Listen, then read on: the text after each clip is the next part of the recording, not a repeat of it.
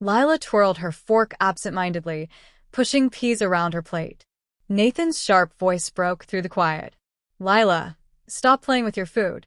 His tone was cutting, and his piercing gaze fell on our 10-year-old daughter. My shoulders tensed as I anticipated the familiar tension building. Before I could speak up, Lyla's small hand nudged her plate, accidentally spilling food onto the tablecloth. I'm sorry, Daddy, she whispered, her voice shaky. Nathan's fist came down hard on the table, the sound reverberating through the dining room.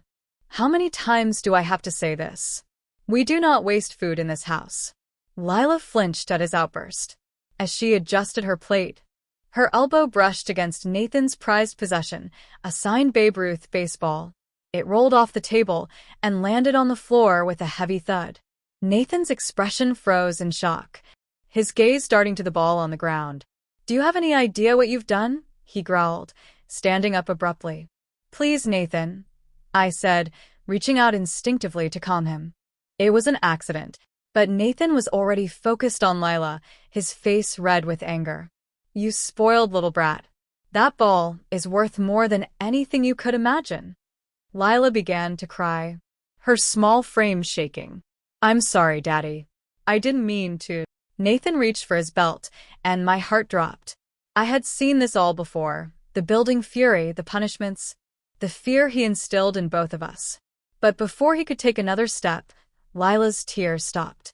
She lifted her head, her expression shifting from fear to a quiet, determined courage. No, Daddy, she said firmly, her voice cutting through the room like a knife. You're not going to hurt Mommy anymore. Her words stunned us both. Nathan froze, his hand still on his belt, his face a mix of anger and disbelief. What did you just say to me? Lyla looked straight into his eyes, unwavering. I've seen the way you treat Mommy. The yelling, the shoving, the bruises she tries to hide. It's wrong.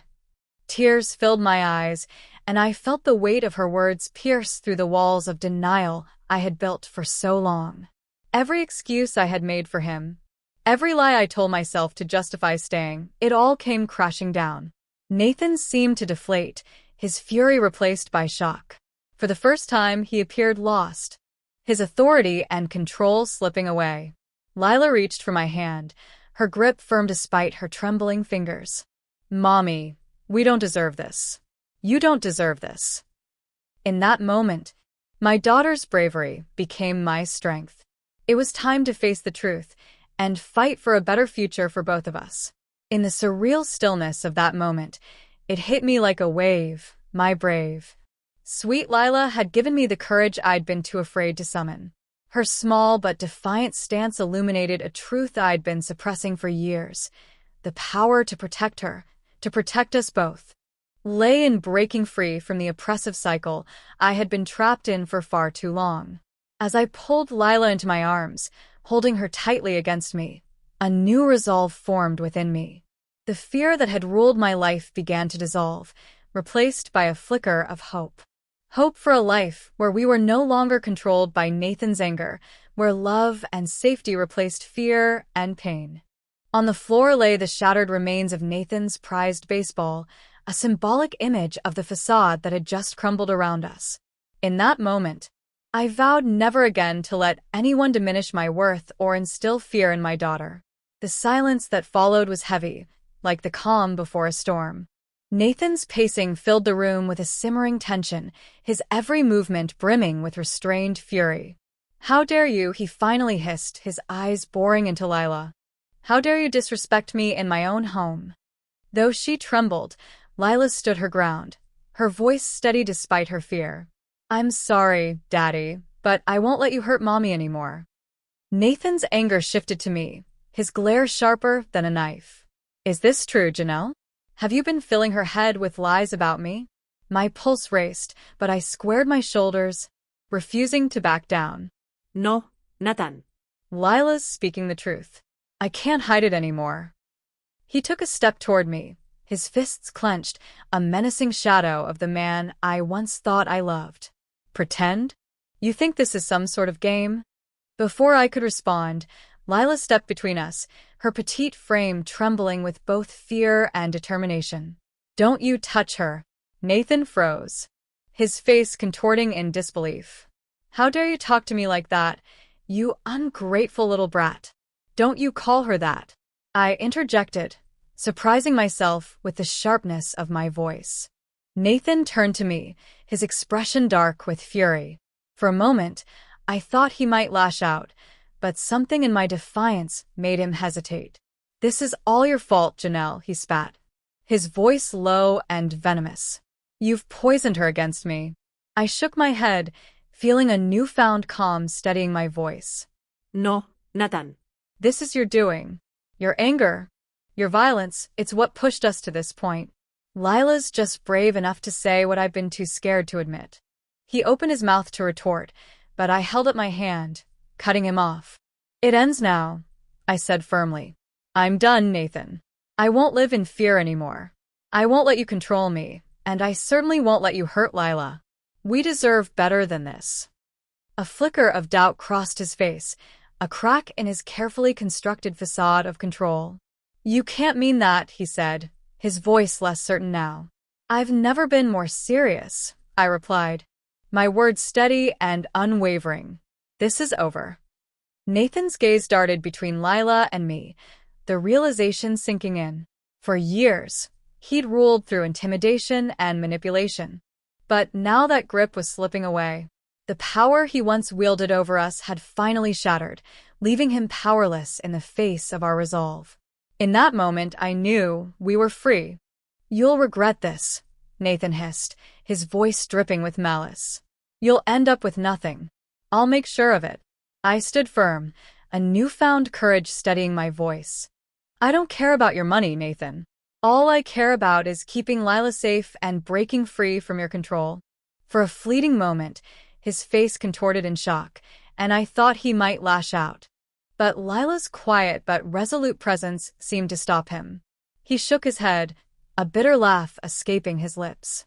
"Fine," he spat. "Go ahead and leave. You'll see how far you get without me." With those venomous words, he stormed out of the room, slamming the door behind him.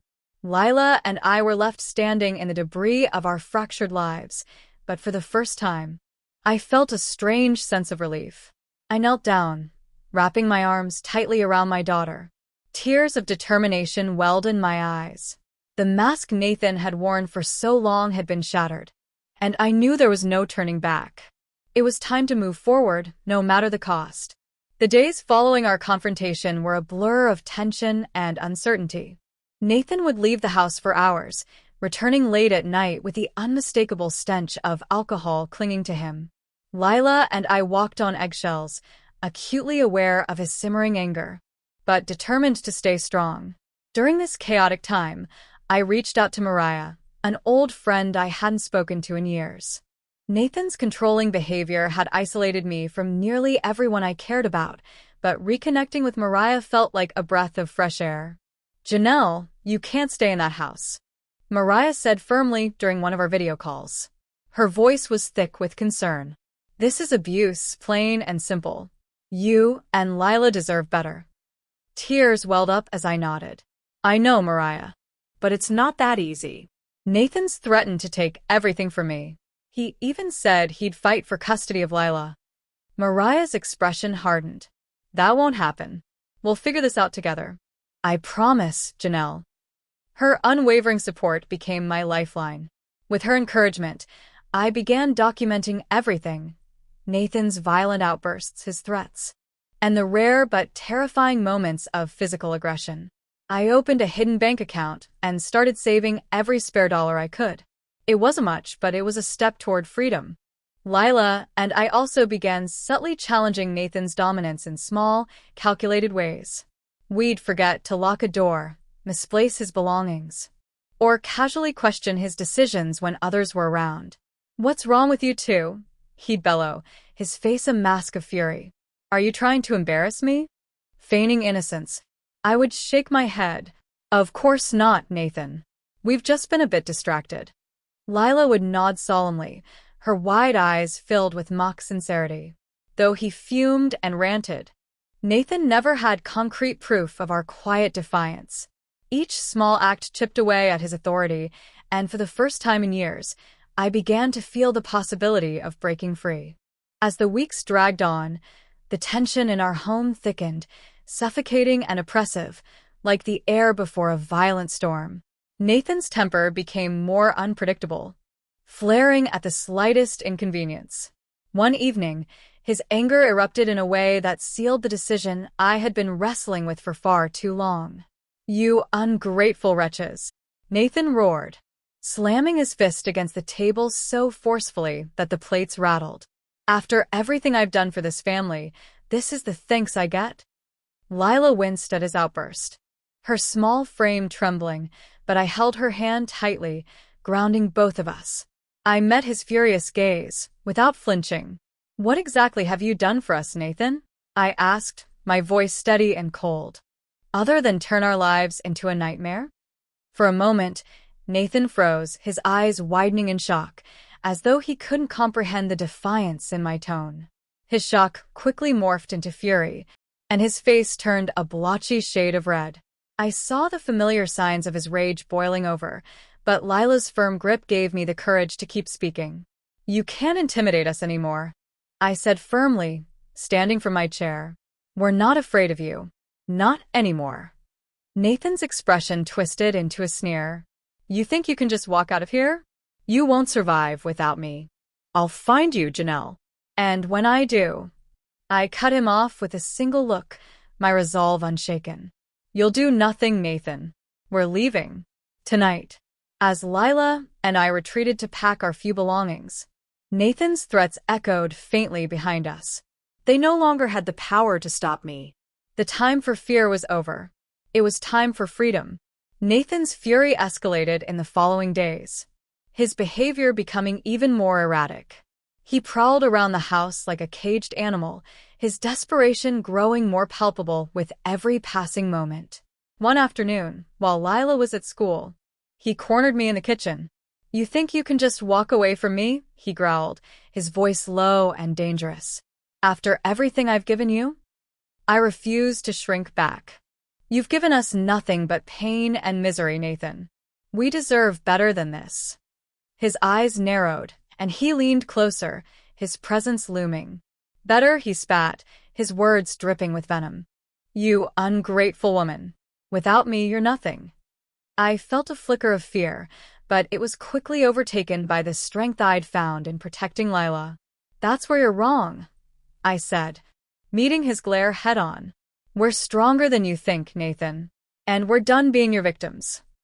His sneer faltered for a moment, replaced by uncertainty. I turned and walked away, my heart pounding but resolute. The storm had reached its peak, and I was ready to weather it, no matter the cost. The sour stench of alcohol lingered as Nathan stared at me, his jaw tightening and his sneer faltering. Lila's small but resolute voice echoed in the air, charging the room with a tension so thick it was suffocating. My heart raced, fear warring with the fierce determination I felt as I locked eyes with him.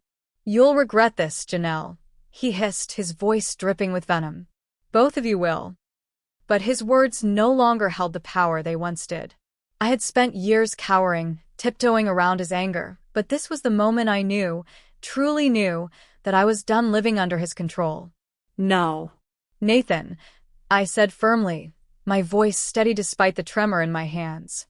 "The only thing I regret is staying with you for as long as I did." Lila's hand slipped into mine, her small fingers clutching tightly as she stepped closer, standing with me in defiance. "We're not afraid of you anymore," she said, her voice clear and unwavering. Nathan's face twisted into a mask of rage, his hand twitching as if he was deciding whether to lash out or back down. But for the first time, I saw something else in his eyes, doubt. His once unshakable control was slipping, and he knew it. "You think you're so brave," he spat, but his voice cracked ever so slightly. "You'll come crawling back. You can't survive without me." I squared my shoulders, the fire in my chest burning brighter than ever. "Watch us," I said, turning my back to him for the first time without fear. With Lyla at my side, we walked away from him, each step feeling like a victory. As we packed our belongings, his threats and curses echoed through the house, but they no longer had the power to break me. The following day, with the help of Mariah, Lyla, and I left that house and didn't look back.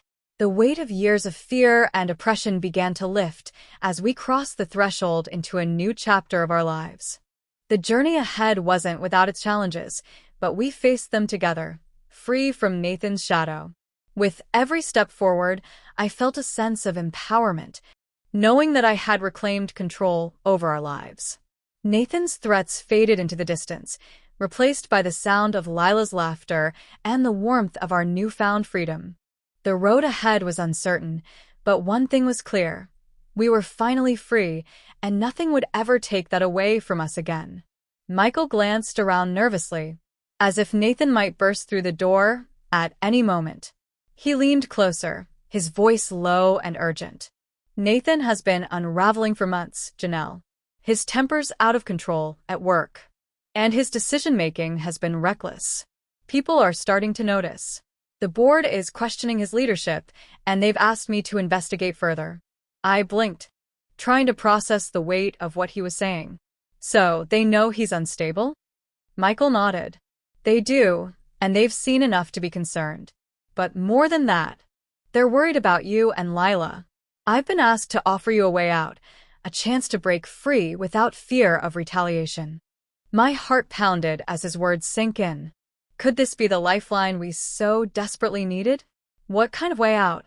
I asked, my voice steady despite the storm of emotions swirling inside me. Michael straightened, his tone resolute. "I've secured temporary housing for you and Lyla. It's safe, far from here, and Nathan won't be able to find you. I'll help you get the resources you need, legal assistance, financial support, everything to help you start over." Tears welled in my eyes as I listened. For so long, I had felt trapped, with no way to escape Nathan's grip. Now, for the first time, someone was offering us a lifeline. "But why would you do this?" I asked, searching his face for answers. Michael's expression softened. "Because it's the right thing to do, Janelle. I've seen the damage Nathan causes, and I can't stand by any longer. You and Lyla deserve a chance at a better life." I glanced back at Lyla, who had been silently watching from the couch. Her eyes met mine, filled with cautious hope. In that moment, I knew there was no turning back. "When do we leave?" I asked, my voice firm. Michael's face lit up with relief. Tonight. "Pack only what you need. I'll take care of the rest." That evening, with Michael's help, Lyla and I gathered our essentials and slipped out of the house under the cover of darkness.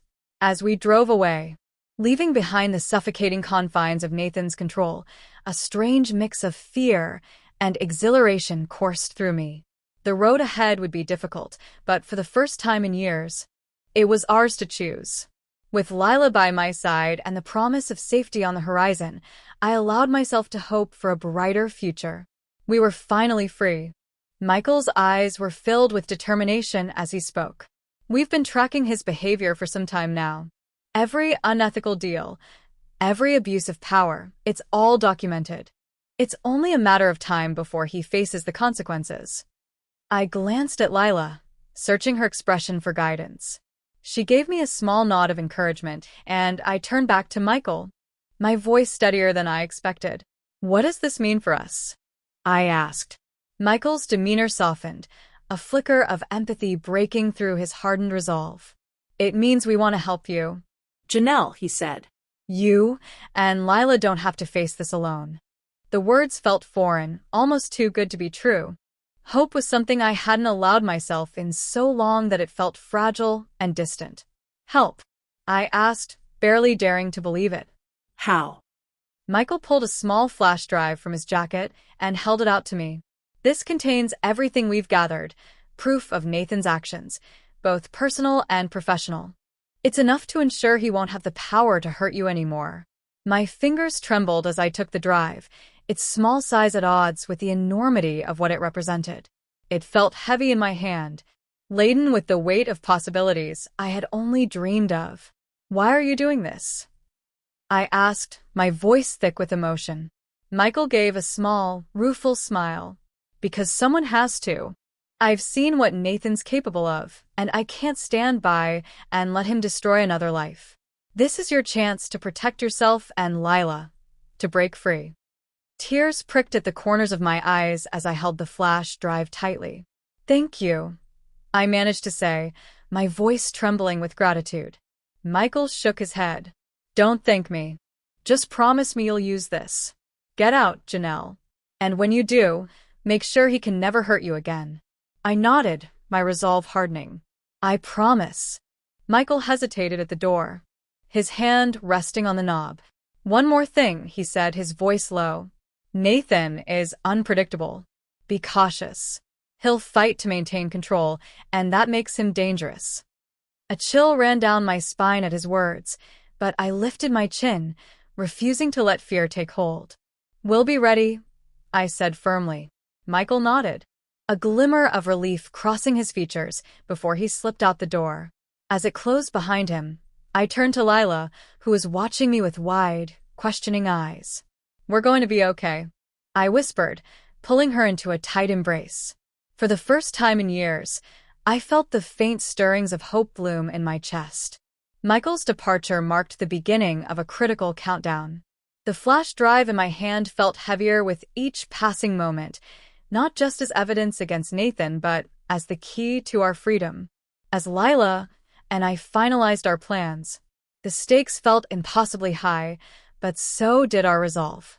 In the days leading up to our escape, the tension in the house was suffocating. Every glance from Nathan carried suspicion. Every word exchanged felt like walking a tightrope. The preparations we had to make were painstakingly slow to avoid drawing his attention.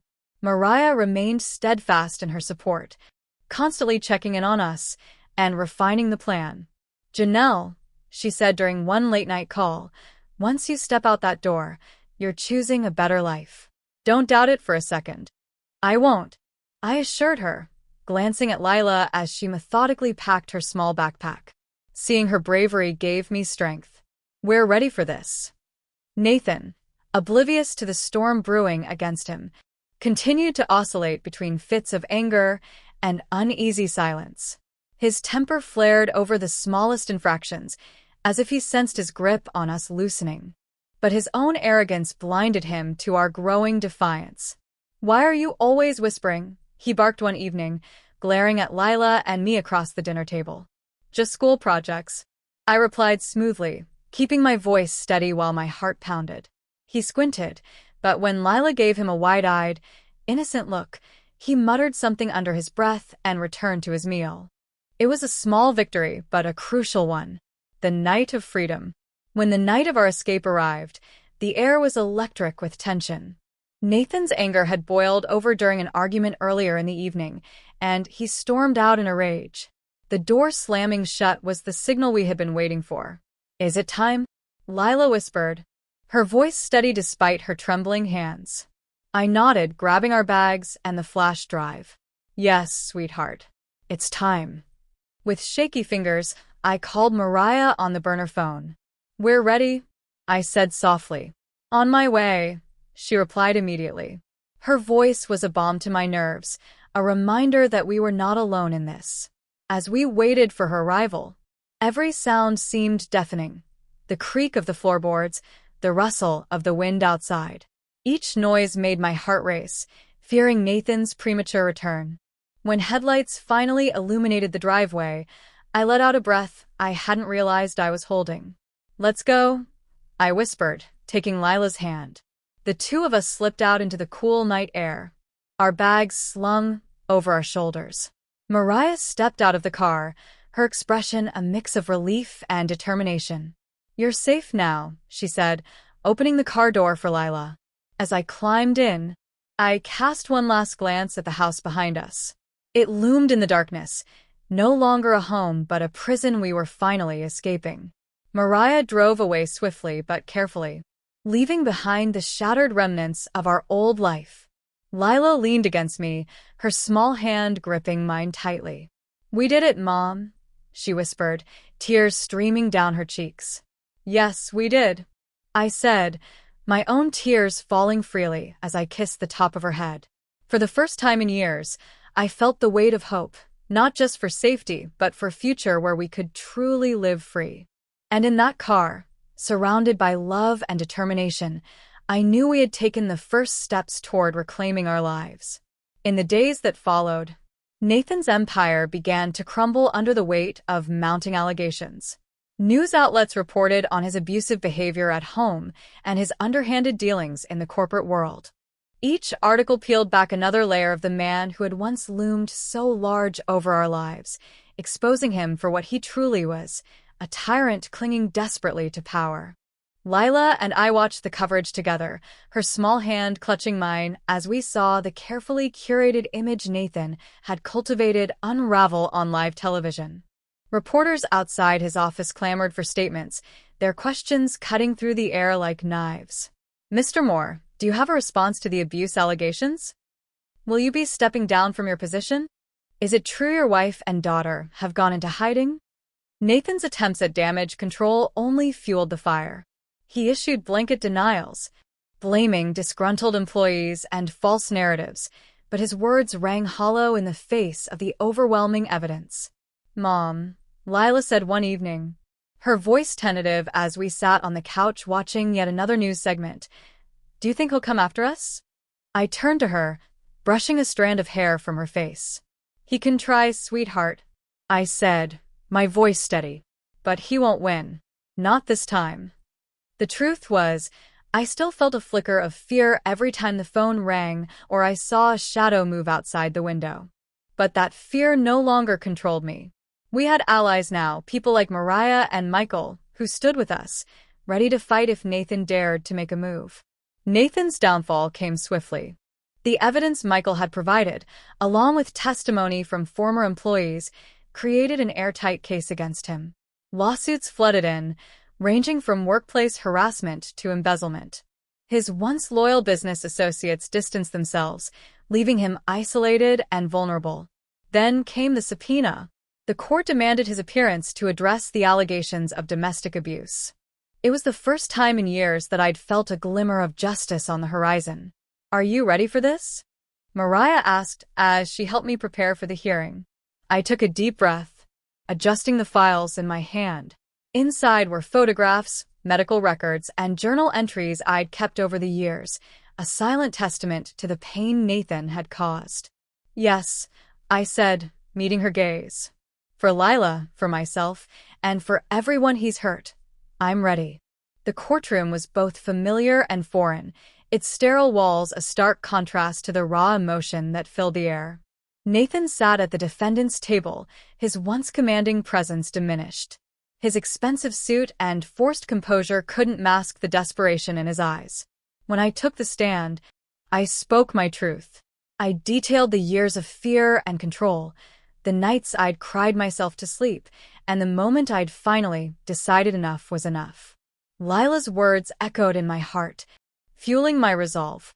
By the time I finished, there wasn't a dry eye in the room. Even the judge seemed moved, her expression softening as she addressed the courtroom. Nathan Moore, she said, her voice firm, the evidence against you is overwhelming. You will be held accountable for your actions, both in this courtroom and beyond. As the gavel fell, a sense of relief washed over me. Justice had been served, and Nathan's reign of terror was finally over. In the weeks after the trial, Lyla and I began to rebuild our lives. The scars Nathan had left would take time to heal, but each day brought new hope.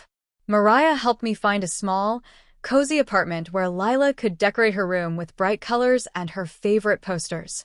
I secured a job at a local nonprofit, using my story to advocate for others who had suffered in silence. And most importantly, I found peace, not just in our newfound freedom but in the knowledge that we were no longer alone. The darkness Nathan had cast over our lives had been replaced by light, love, and the promise of a brighter future. As Lyla and I stood on the balcony of our new home, watching the sunset paint the sky in hues of orange and pink, she turned to me with a smile. "We did it, Mom," she said softly. I wrapped my arm around her shoulders, holding her close. "Yes, Sweetheart, I whispered. We did. The relentless media coverage painted a vivid picture of Nathan's fall from grace. Headlines screamed his name alongside phrases like corporate tyrant exposed and House of Cards crumbles.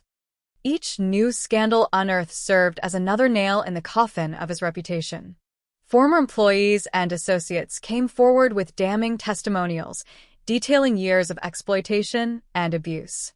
It was as though the world had finally turned its back on him, exposing the darkness he had kept hidden for so long. From our modest new home, Lyla and I watched it all unfold like spectators at the collapse of an empire. The irony wasn't lost on me that the man who once held absolute control over our lives was now powerless, his name dragged through the mud for all to see. One evening, as yet another exposé played out on the television, Lyla turned to me with a look of quiet satisfaction. "It's like everyone can finally see the truth, Mom," she said, her voice steady. "He can't hide anymore." I nodded, wrapping an arm around her shoulders. "No, he can't," I agreed. "And that's his doing. His lies, his actions, they finally caught up to him." Despite the grim nature of the news, I couldn't help but feel an odd sense of closure. Nathan's downfall wasn't just about justice. It was a mirror reflecting the strength Lyla and I had found in each other. While his world unraveled, ours was rebuilding, brick by brick, with love, resilience, and newfound freedom as its foundation. Still, there were moments when I wrestled with conflicting emotions. The satisfaction of seeing Nathan held accountable was tempered by the lingering trauma of his abuse. But when I looked at Lyla, her growing confidence and joy, I knew the path we were on was worth every difficult step. "Do you think he'll ever change?" Lyla asked one evening, her voice tinged with curiosity and sadness. I hesitated, choosing my words carefully. "I don't know, sweetheart. People like Nathan don't change easily. But what matters now is that we've changed. We've taken back control of our lives." Lyla smiled at that, her eyes shining with a hope I hadn't seen in years. The climax of Nathan's public unraveling came when he was arrested on charges of fraud and tax evasion. The footage of him being led out of his office in handcuffs became a defining image, a man once feared and revered now reduced to a cautionary tale. The media reported that he faced years in prison if convicted, and for the first time, I felt the faint stirrings of genuine relief. "He can't hurt anyone else now," Lyla said as we watched the footage together, her voice filled with quiet certainty. "No, he can't," I agreed, my heart swelling with pride at her strength. As Nathan's story became a distant memory, Lyla and I focused on building a new life. I found work at a local nonprofit, channeling my experiences into helping others escape abusive situations.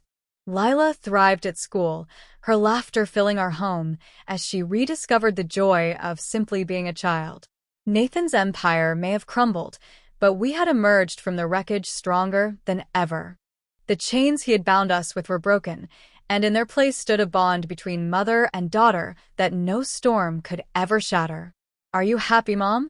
Lyla asked one evening as we watched the sunset from our porch. I smiled, pulling her close. "I am," I said. "And it's all because of you, my brave girl." Together, we had faced the darkness and found the light. And as the sun dipped below the horizon, painting the sky with hues of gold and crimson, I knew our story was just beginning, a story of freedom, resilience, and the unbreakable strength of love. As the chaos of Nathan's dramatic downfall subsided, Lyla and I found ourselves standing at a pivotal juncture, faced with the challenge of rebuilding a life that no longer revolved around survival. "What happens now, Mom?" Lyla asked one evening, her face illuminated by the soft flicker of the television. Her thoughtful expression mirrored the uncertainty I felt inside.